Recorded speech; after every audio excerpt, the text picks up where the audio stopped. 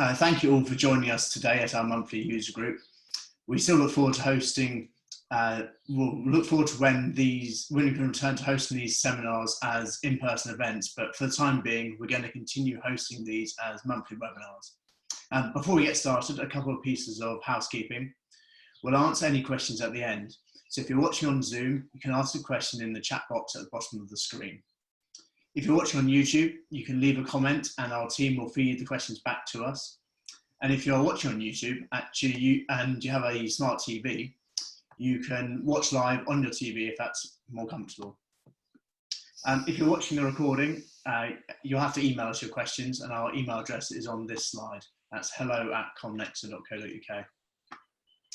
For those of you who have not joined one of our user groups before, these sessions are a forum for Salesforce users to learn about new skills or product updates that will enable optimal use of the Salesforce product suite within their businesses. This is a forum for any Salesforce users, so not just Comnexa customers. If you would like a particular feature or product reviewed or discussed at a future user group, please let us know and we'll be happy to facilitate. We'd also like to welcome Salesforce users to take part or even run future sessions. If you think you're achieving something that's having a positive impact at your business and don't mind sharing, the floor is yours. Partnering us for today's session is Stuart Richford and Alan Egray from Sionic, and it's a real privilege to have them contributing to the session. As well as being Salesforce users themselves, Sionic is a global consulting firm who help clients deal with complex operational, economic, and strategic problems and influence positive change. They're joining us today to discuss profitability optimization, and in particular, how Salesforce data can be used to take profitability optimization to the next level. So this is going to be our agenda for the session. Dan from our team is going to kick off by going through the latest Salesforce summer release. As a lot of you know, Salesforce puts out 3 releases a year, a spring, a summer, and winter release, full of different product updates that automatically become available on your Salesforce org or across your Salesforce products. Following that, he's going to mention some of our current deals that we're running, the Salesforce Rapid solutions. Sionic will then have a section of the presentation and discuss optimization of profitability, and particularly how data can play a role within this. Then Axel from our team will demonstrate Einstein analytics, and again, the role that the data that features in this product can have on the optimization of profitability. At the end, we'll finish with a Q&A, but for now, I'm going to pass over to Dan. Thanks, Phil. So as Phil was explaining, Salesforce have 3 major releases a year. These new releases are applied automatically to the platforms you've already invested in. And they typically bring hundreds of new features and functionality which you can make use of. So the summer release was due to be rolled out about now. So what we were hoping to do is go through the latest things you can do with the summer release. However, because of the current situation, Salesforce have decided to push the summer release back until May and June. So unfortunately, we can't go through the new features the summer release will be bringing, and we will probably do this in the next user group. The way you can tell which version of Salesforce you're on is when you log in, you usually have a loading screen. And this loading screen usually has a little icon which represents the edition that you're on. So all of you now should be on the spring release. When you are upgraded to the summer release, you will see Astro, this little character with a love heart, and this will represent Salesforce's summer release edition. They've decided to do this in recognition of the current situation. For anyone who's particularly into it, on the Salesforce forums, you can vote for your favorite character, which is then applied to the release. So the 3 along the top were the original options, and then Salesforce decided to change it to the one at the bottom. So there's not really much to update you in terms of new features and functionality. Hopefully we'll be able to do that in our next user group. However, Salesforce have launched an initiative called Salesforce Care. What this allows is for any existing Salesforce customers, or for any people who don't use Salesforce at all, to use some of the Salesforce solutions for free with no contract during the current situation. And there's various initiatives that can allow you to use the technology to get up and running really quickly. So if you already have Salesforce, and let's say use the CRM part, you could potentially bolt these other parts on very rapidly and make use of them to help you through your current situations. If you don't have any Salesforce products at all, you can use them standalone also. So I just wanted to spend probably 5 minutes talking through the different versions before we move on to the next piece. So first of all, Salesforce are offering a product called Service Cloud, Communities, and Live Agent, and they bundled this all together. It's essentially a customer support platform. So it will allow you to create self-service portals, chatbots. They've also partnered with Amazon to offer free virtual call center credits. So essentially, Salesforce are offering this solution out for free to anybody who, if they have a high number of volume of issues or customer queries or anything like that, this is available for free. And at the end, we'll tell you how to get in touch and if you're interested. Next, Salesforce have a product called Social Studio. I know some of the people attending also attended our webinar last week about Social Studio. If anybody is interested in Social Studio, on the Comnetzer website, there is a webinar that we did last week, a recording, and that explains how you can make use of Social Studio in the current situation. However, Salesforce are also offering this free for 3 months during the current situation. Salesforce have a product called Quip, which is sort of an internal collaboration tool, a bit of a sort of chatter, Teams, Office 365 sort of bundled together, but it works very nicely, and it also works very nicely with Salesforce. What this allows us to do is essentially collaborate together in sort of documents and chat. Salesforce are also offering this for free during the current situation.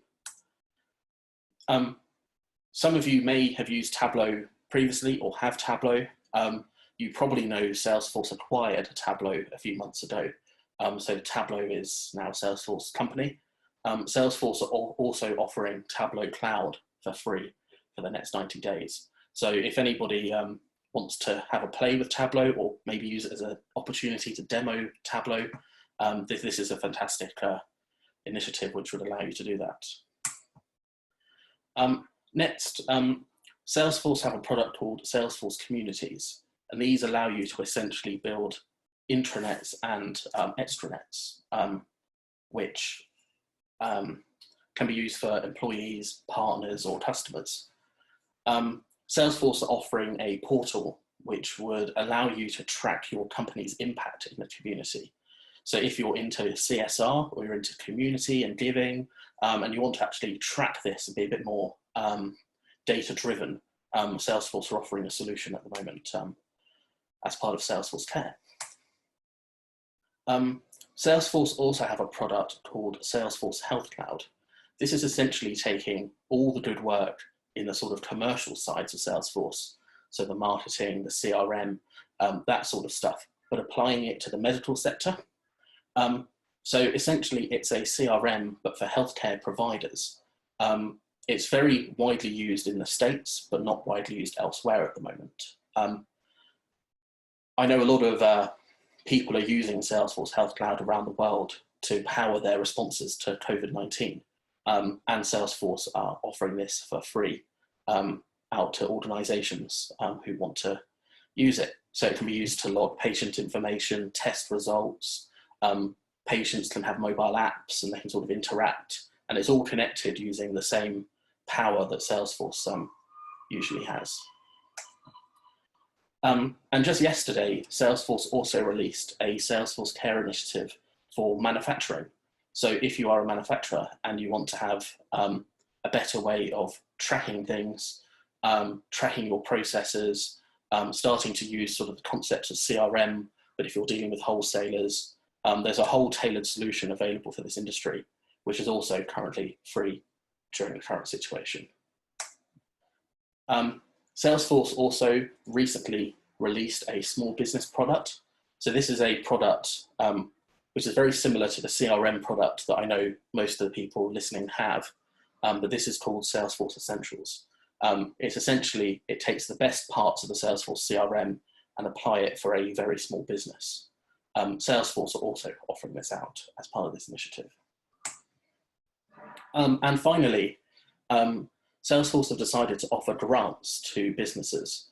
So if you're a small business and the Salesforce categorization of a small business is under 50 employees, you can apply on the Salesforce website for a grant to help you through the current situation. It's currently only available in the US, but they're planning to roll it out in the next few weeks around the world. So I think this is quite incredible in terms of helping small businesses. So if anyone has a small business or anyone knows anyone with a small business, please put them in touch with us and we could send them some details if they wanted to explore this opportunity. So these are the various initiatives that Salesforce are offering during the current situation. They're offering quite a lot of product for free. We've had some people take us up on some of the solutions. I just wanted to share this with you and explain what's on offer. We've also put together various what we call rapid start packages. So if you wanted the customer service element, it's a package which would allow you to get up and running very, very, very quickly with it. So if anyone's interested in any of the solutions or would like more information, please feel free to ask us during the questions or get in touch with us and we can send you the information needed. Okay, thanks, Dan. At this stage, I'm going to bring in Stuart and Al from Sionic. A few attendees have joined us a little late, so just for their benefit, I'll give a little recap on Sionic. Our partnership with Sionic is an important strategic partnership for us. Frequently, we're working with businesses to help empower their ability to make data-backed strategies. And so it's extremely helpful to be able to work with a business like Sionic, who have such experience at influencing change within businesses, and you can utilize the data that we're helping businesses uncover to make sure that actually you can benefit from. Stuart and Al are going to discuss profitability optimization. And then Axel from our team is then going to join in the discussion and will be demonstrating Einstein Analytics. This is a Salesforce AI and machine learning analytics product. It can work as a standalone product or it can work alongside Salesforce CRM. And the data we can demonstrate will take profitability optimization to a whole new level. And so we're really excited to be working with specialists in Sionic who can make the most of the data that you're going to see. So without further ado, I'm going to hand over to Stuart and Al. Right. Thanks, guys. Nice to meet you. If you just give me a second and I will start sharing my screen. In fact, can I, Dan, Phil, sorry, because it's your Zoom. You should be able to if you go to the bottom and click share screen. Is that enough? There we are. Yeah, thank you. My bad. So hopefully you can now see the presentation, which I'll just maximize. Phil, Dan, just wave your hand if everything's good. Yeah, good.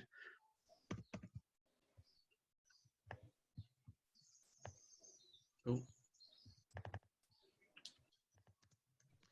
Okay, well, welcome everyone, and thanks for taking time out of your day to come and listen to us. I hope everyone's making the best use of these interesting times in which we find ourselves.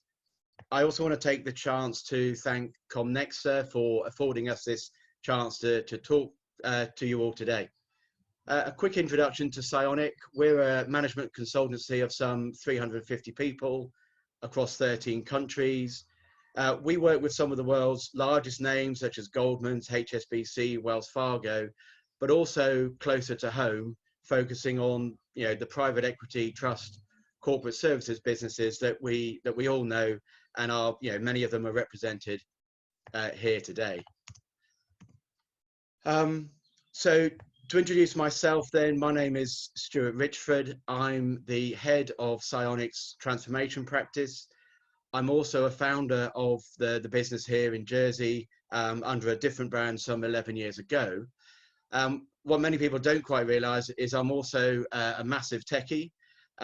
So as well as my sort of management experience, I've been integrating people and technology for nearly 30 years, with a view to driving business performance.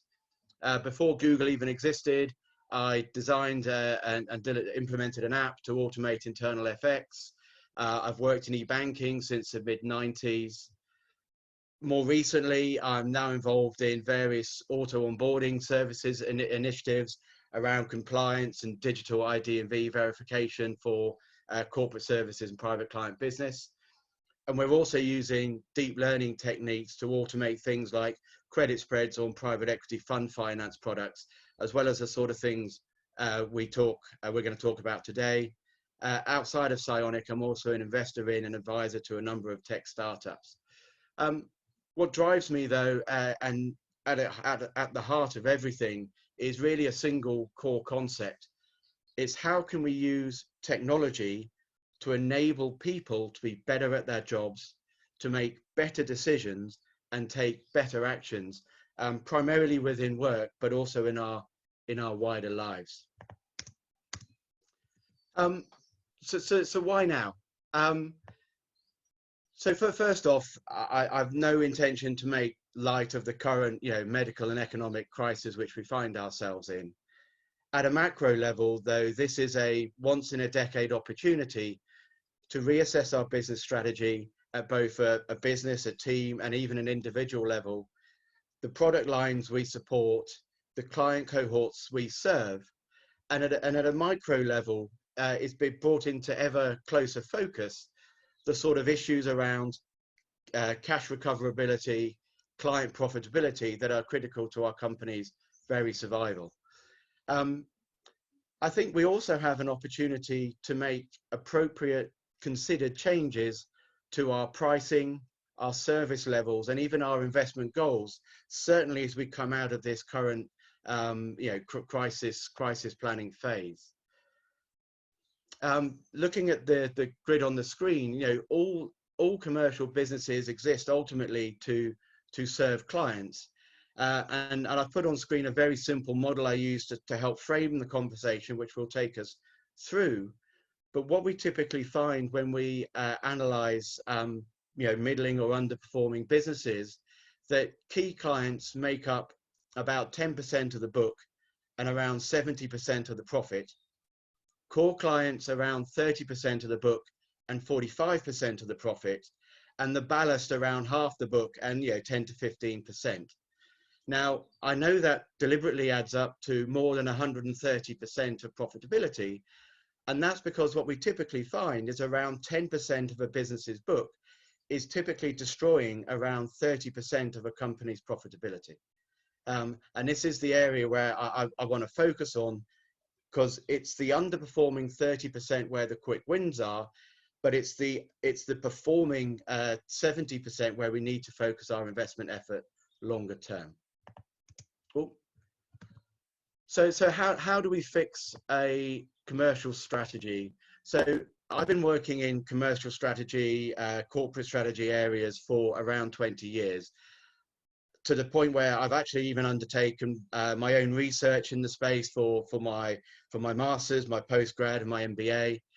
And over the course of the decade, Sionic has built quite a library of intellectual property and what we call accelerators. So things around chargeability analysis, who in your team, what are they doing, what are they charging, what are we recovering? Recoverability analysis, which will go into some real world examples using real data with our colleagues at Comnexa. Also some strategic analysis around market rates and chargeability and your comparison to peers and sector norms. At a high level, this is around, defining a business and commercial strategy. It's defining the service proposition or adjusting the service propositions that serve those cohorts. The pricing strategies that we use to obviously capture some part of that value for our own businesses. A large number of soft skills around commercial behaviors in the organization, and of course process design to take risk out of the process and introduce a control and risk framework.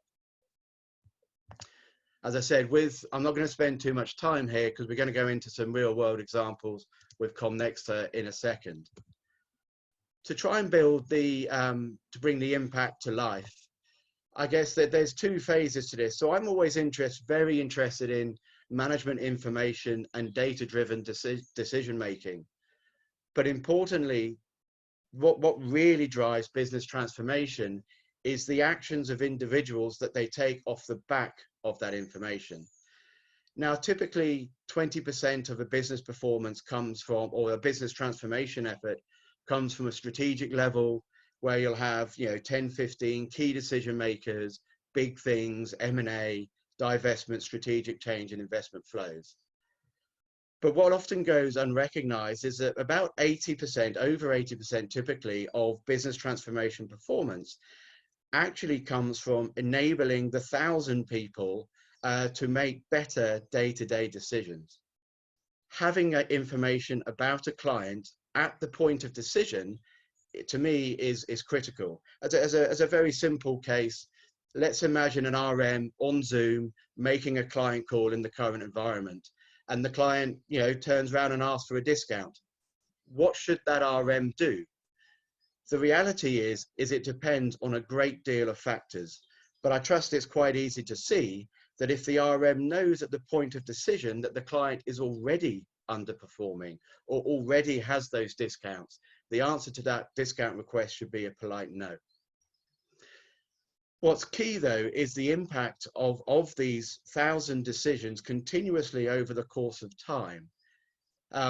This particular case study we have on screen, based on the initial analysis, and once we got the exec buy-in and a realignment to the strategic direction, we engaged with every single client in every single client cohort over the period of about 18 months, clearly prioritized. We moved clients to appropriate service models. We moved clients to appropriate products that reduce service costs. We had a focused effort to reshape poor processes, knowing which of those processes were most contributing to profit and or cost. We built new processes, and we actually used the data we built to model client behavior to assess the likely profitability of new business coming in, so we could correctly price and indeed gatekeep and refuse or redefine client proposals, so that we knew we were taking on business that was most likely to be profitable. Unfortunately, we also, when we exhausted all other options, we also exited a small number of client relationships, or more accurately, used pricing where we could to motivate the exit. Using the data, though, we also found a new niche, a couple of new niches actually in our business, which led to the large proportion of the new revenues that came on over time.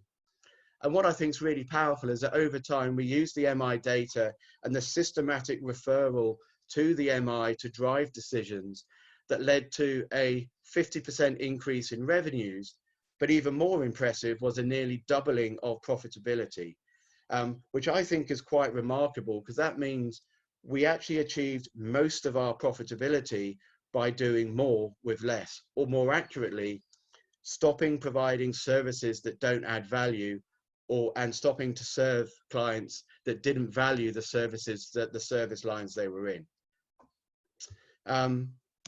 The second case study is actually very active and very current, just to try and bring it alive. And I don't wish to go over the same points, but what we've managed to do over the course of a year with 2 different sort of 4-month studies is we've managed to take a business unit that was break even, cost income ratios bumping along at about 100, and we've turned it into one of the most profitable business units in the group, because again, a small change in revenue, keeping the cost base simple, has a massive pivot on EBITDA.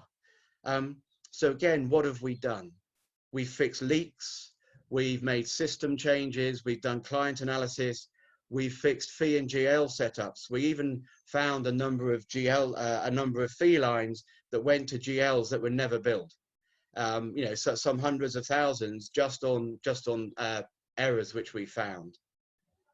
We've redefined the KPIs and the commercial processes.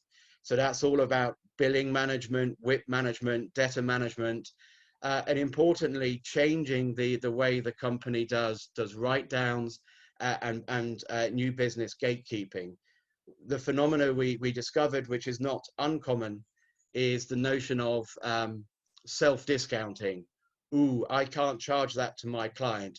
Ooh, surely Citus work should be part of, it shouldn't be charged to the client, where in actual fact it should. So a mindset shift, focusing on the soft skills and the commercial behaviors, and with key RMs actually focusing on negotiation skills so they could have those difficult conversations with greater confidence.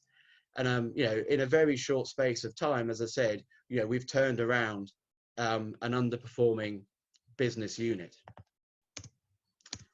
I think what's important to try and understand is a lot of this revolves around taking data from different areas and combining it into a common place. And I think this is where the conversations with Salesforce and Comnexa are really exciting. We take information from the finance system, the CRM system, billing systems such as Nav1, Viewpoint, eFront, whatever it may be, and we bring it into a common place from which we can drive new insights, taking, administration, transaction counts, profitability counts, discount counts, and bring it together so we can really get a full view of the client. And again, back on the other initiative, this is where some of those initiatives have broken down. We even discovered an entire cohort of clients that had been lost on their MI and hadn't had a fee review for 8 years. Lucky clients. So rather than go into a lot of detail, I think this is a good segue to bring the Comnexa guys back in. I'm of course happy to take questions at the end, but what we've done is, with a client's permission, we've anonymized but used very real data, albeit a summary form, to build some real dashboards using the Comnexa team. So hope to bring to life some of this MI. And what I'll add is some of the actions and the management steps we've taken off the back of that MI, just to try and draw out some insights and bring it to life. Dan, I think that's over to you guys if I stop sharing, right? Oh, yes. So if Stuart stops sharing and Axel from our team start sharing, while we're organising that, I just wanted to explain, to demonstrate this, we're using a product called Salesforce Einstein Analytics. This allows us to use data from anywhere. We don't necessarily have to use data from Salesforce, although this is a Salesforce product. So Axel in our team has been doing some incredible work on Einstein Analytics recently. I think Axel and Stuart are going to talk through these examples. Yes, so as Stuart was saying earlier, we were provided with quite a lot of data in regards to chargeability and recoverability from one of their clients. And we wanted to create a visual representation of this data in a way that was easy to understand and would allow management to make well-informed decisions and understand where they should focus attention. So on the chargeability front, the first chart that you can see on the screen is the chargeability rates by role and then split out by the various teams in the business. So as you can see here, for bookkeepers, we have a minimum chargeability of 19.3%, an average of 13.5%, and a maximum of 44.98%. And this information is replicated across each role. Below that, we have a simple bar chart just showing the average, again, by role and team. Importantly, guys, this is the actual client chargeable utilization by team, by person, and of course we can roll into that. What's been quite interesting is where you see team 3 as an example, it has a very different makeup, and it's an important question to go, what's going on here? It's often quite right that an individual or a team may have reduced chargeability due to, let's say, a special project, a remediation engagement. But what we also find, there's a lot of behavioral differences between managers, between teams. And by looking at the data, what it drives us to those hotspots, so we can take actions as managers, as business leaders, to really understand what's going on. You know, why is team 3 out of kilter? Is it a different product set, or actually is their client set fundamentally broken, and do we need to take corrective action? Quite right. Following on from that, this data here, we've got a detailed list of every single individual split out by role. So you can tell the chargeable units versus non-chargeable and the total, which gives a nice overview of who's performing, who's underperforming, and again, gives insight into whether individuals are maybe charging less because they're working on projects, or if there are other issues going on in the background. And again, just before you scroll on, just looking at some of those lines, you know, the person at the very top, you know, we have a potential burnout issue. You know, there's a few individuals who are working excessive hours and, you know, and are under excessive pressure, as well as using this to optimize, you know, negative performance. We also have to take steps as business leaders to protect individuals from burnout. And we can see here quite quickly that we've got a couple of individuals and a couple of teams who really do need extra investment and extra support. Behind the scenes, I know that this team happened to suffer a couple of losses, and what we were able to do and prove is that we should reallocate 1 or 2 people from our team into this team to actually supplement them at a point of need. Again, very small decisions that have a profound impact on performance and culture over time, and with just a very simple dashboard. Thanks, Dan. Axel, sorry. Thank you. Following on from this, what we have is quite neat is a heat map, which quite neatly shows the individuals who might be maybe charging too little, who are maybe just not working on so much client work. And it just gives you the opportunity to delve in and see very quickly who is doing what, rather than going through a spreadsheet and looking at every single individual number and trying to work it out without having something displayed for you. What's really impressive is all of this is completely interactive. So we have some clients who have iPads and they have this on their iPads, and you can literally touch and interact with the data. I don't know if we can show an example now, Axel, of how we can drill in. So if we want to drill into this individual resource, we can drill in, and then everything in all the components updates live to show you that information. That's it. And this is done by team, by business line, by jurisdiction, whatever data we put in. And if you just go back to the original heat map there, Axel, what my eye is drawn to straight away, and it was when we did the analysis, look at this block at the very bottom, where you have a very large number of bookkeepers and accountants who are, you know, at low levels of utilization and profitability. Under analysis, what we found is that typically the accounting was not being charged appropriately. The actual effort that went into the complexity of the client was misrepresented 3-4 years ago.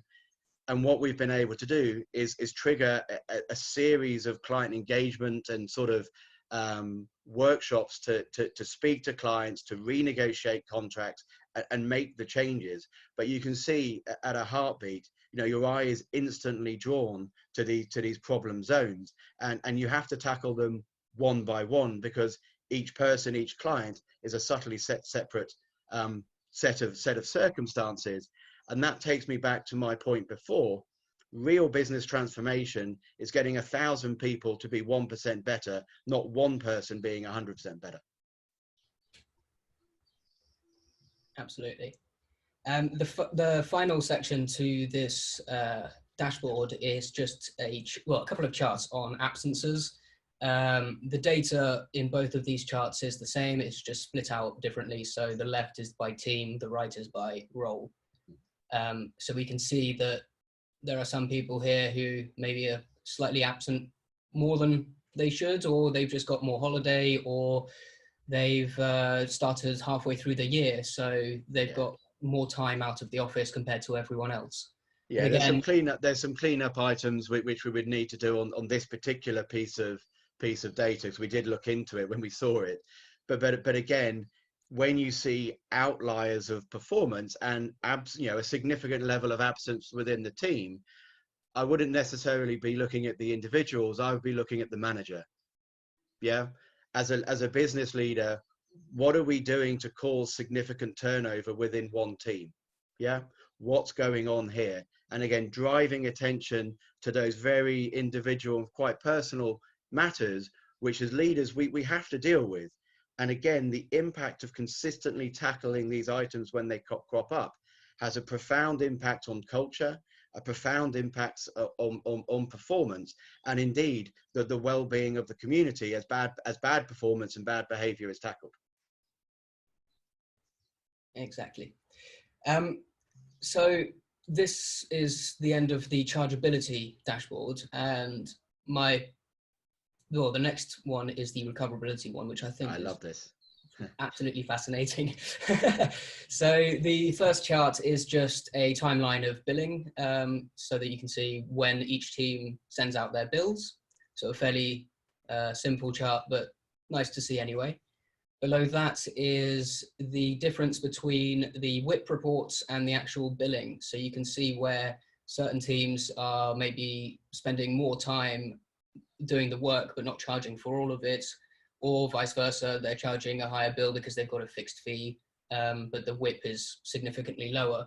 Again, quite neat. We can just drill in and we can filter out fixed clients, time charge clients again, so you can get that drill down view, and so you can slice and dice the data, dynamically.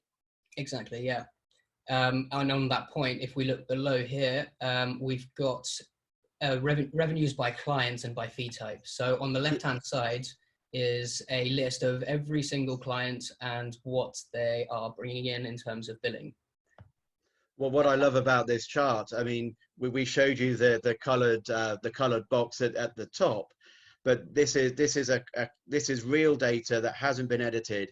And here again, we see the classic cluster, 10% of key clients that are driving profitability, the 40% or so of core clients. And if you scroll down, Axel, to the bottom, you've got a long tail of laggards and even clients that aren't performing. Now, yes, one or two of those are exiting, one or two of those are new, but I can guarantee you that there's a large proportion of that group that are dragging down your overall performance. I mean, and let's keep in mind, every client needs RMing, it needs administrative oversight, it has compliance cost, it has regulatory risk, operational risks.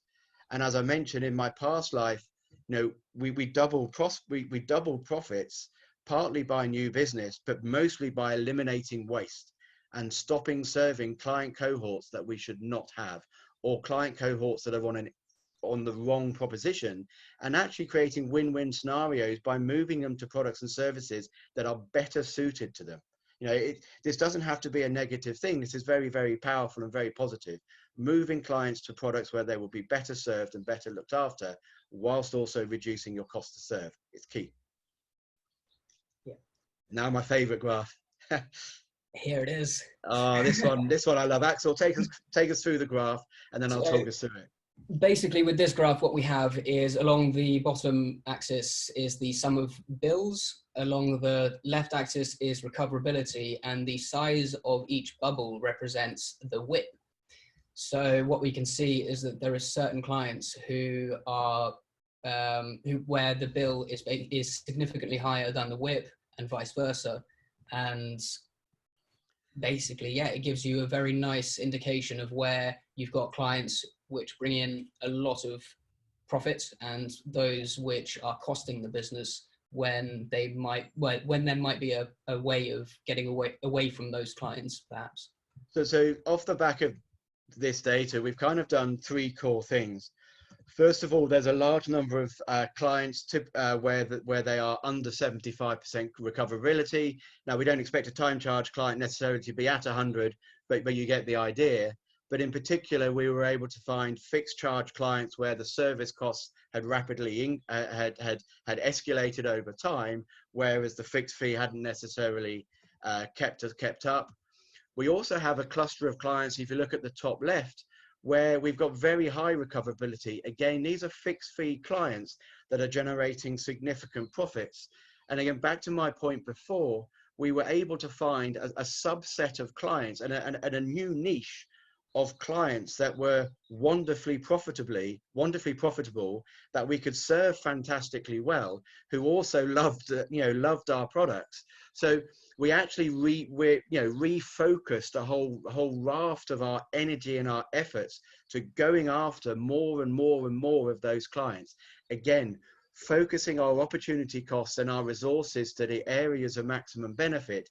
And it was from this that we were able to drive out those new business revenues and over time, take ourselves out of that loss-making position.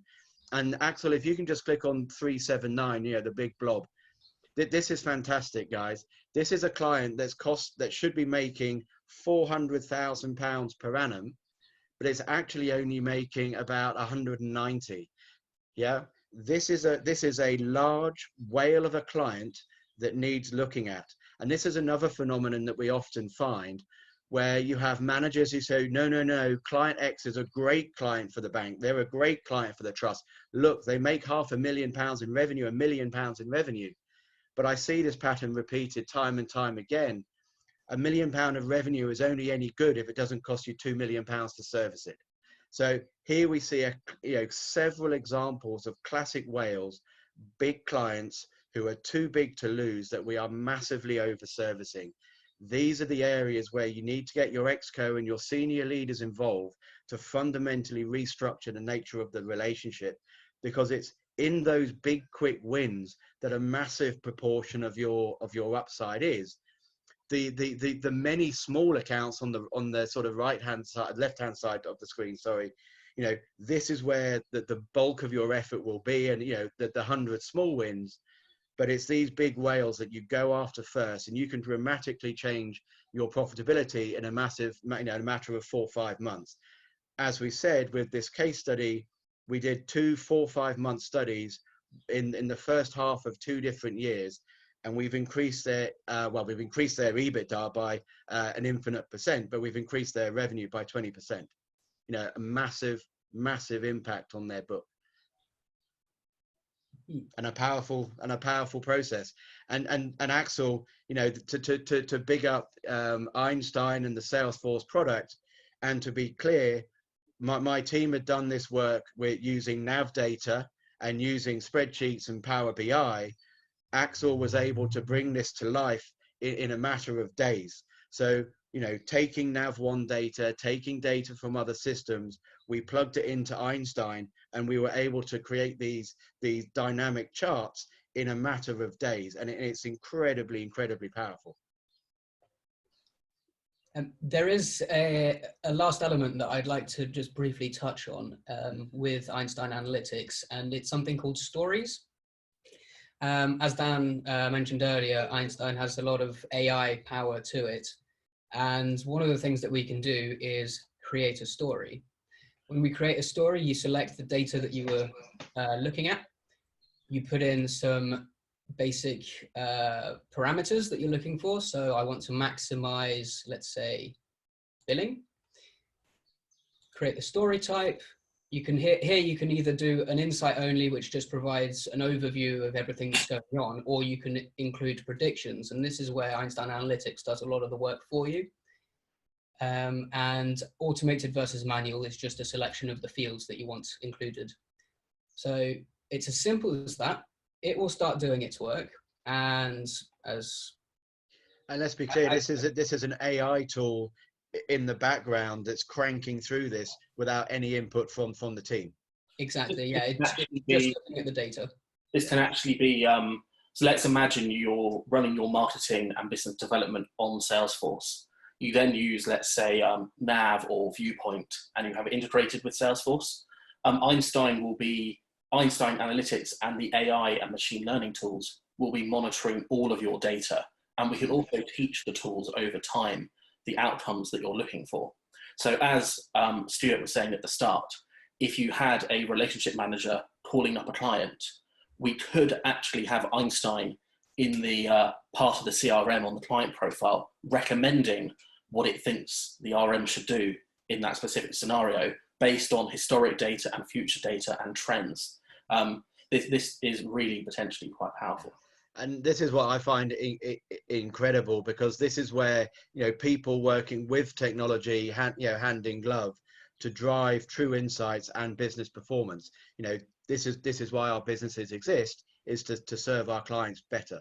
And again, the AI is very clever, but we also need to use people over time to tune the model, to deal with the false positives, to deal with the exceptions.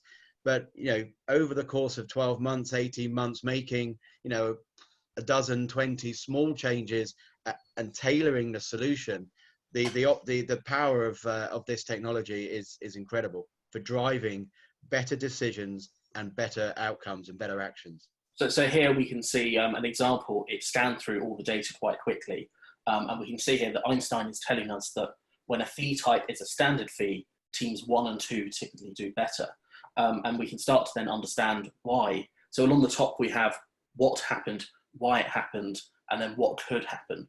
But by putting all your data together, we can start to pull quite incredible stories live in real time. And because this is on the Salesforce platform, you can have your senior leadership team, whoever you want, involved in this on any device. So they could be on a phone, on an iPad. It's quite accessible to everybody. So it's not a tool just for IT to screenshot and send around. It's an interactive platform. Yeah, so I'm just going to return to this page, as I'd created a different version of this earlier, which should hopefully provide a clearer insight.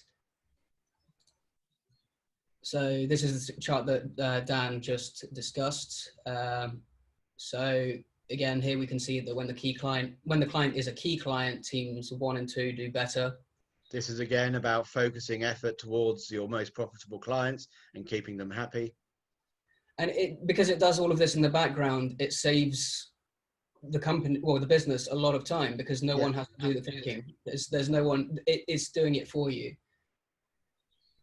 So here, when team is team 3, if a client isn't a key client, team 3 does better. Here it's about the WIP. So when the WIP units are between 12,000 and 140,000, team 3 does worse. The data that we used very raw and very summary. Exactly, yeah. So what you would see in practice is you'd have much clearer fields and information, and it would be much clearer to understand. But again, here when it's team 3, standard fee does worse. So yeah, you kind of get an idea of where teams are focusing their efforts on and where they can improve. Yeah, so the power of pulling everything together is incredible. I just have a slide which I'd like to show before we go on to Q&A, if that's okay. That's all. Yes. 1 second. So there's the concept of Customer 360. So this is the idea of combining all of the data you have from other systems. You don't have to use Salesforce into somewhere, and then getting really deep and rich insights. So this is just an example of a Salesforce example of a customer who's pulled in 33.2 records from all these different systems.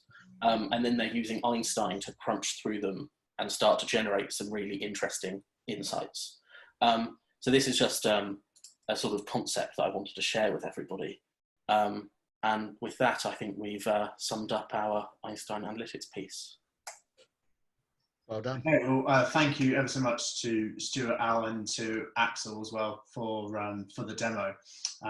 From our point of view, we regularly work with clients who are across multiple jurisdictions, and that's just one example of how, using the data, you can spot and interrogate why one jurisdiction might be doing better than another, and start copying the best behaviours of that high-performing jurisdiction. When I look at the attendees on the session today, I know a lot of you are our customers, and a lot of you are using Salesforce's sales and marketing solutions. And that's a very, very natural place to start with Salesforce tools. And typically when we're beginning with customers, it is with the core CRM product. I hope the example that we've given today is an example of how we can then extend services and how you can begin to look at how you can start to use the solutions at an operational level and not just as a sales and marketing tool. Julie from our team is here to field any questions. Julie, have there been any questions posted, please? Hi Phil, hi everyone. For now we just have one question. It's the following. You showed us a lot of data, and we have data in a multitude of different systems. Can the data be pulled from other systems into one system easily? It's critical that you do that, and that's actually where you drive the most insight from. So in this example and the case studies I used, we took information from front office treasury systems, we combined it with finance data, we combined it with data from administration platforms, so we knew how many payments and things that people had done, and it was actually combining those 3 or 4 sources of data into one place, which in this case is Salesforce, to drive those insights. So the integration, I'm not going to say it's easy, but it is technical work and it does take a bit of time. But if you're technology minded, it's easy to do. Yeah, and in terms of Einstein Analytics, pulling in the data is actually fairly straightforward. So if you have Salesforce, you can link your data from Salesforce directly into Einstein Analytics, and it will sync automatically. So when new data is added to Salesforce, it's automatically pulled into Einstein Analytics. Otherwise, you can do a simple upload with a CSV file. So just Excel, and in fact, the recoverability dashboards was just a CSV file. So yeah, in terms of actually using the data and inputting it into Einstein to then manipulate it, it's very, very easy. To my mind, the technology side of a digital transformation is the easiest part. The technology today works. The much bigger change is making the cultural and behavioral changes in your organizations. Those very human structures and risk frameworks, those are the bits that take a bit more time and effort to change. The technology is incredible, but it's how you use it and the actions that you take off the back of it that takes time to change. Great. If anyone else has any other questions, you can leave them in the section in Zoom, which should be below, or you can, if you're watching on YouTube, you can leave them in the comments. I just wanted to see if anyone else had any other questions before we wrap up. There's nothing else on YouTube. I'm conscious that we're approaching 1:30 and people might have next appointments. So I just need to say thank you ever so much to the Sionic team. And if any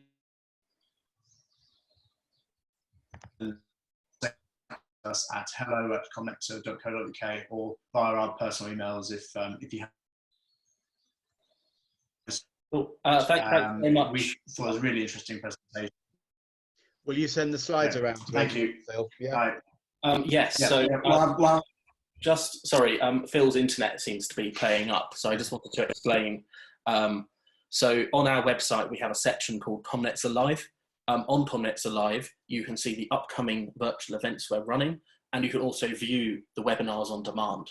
So you'll be able to watch this whole webinar back in video format, and you'll also be able to view the slides and any other accompanying information. So with that, thank you very much for everybody to attending, and we'll hopefully speak to you soon. Thank you all. Thank you.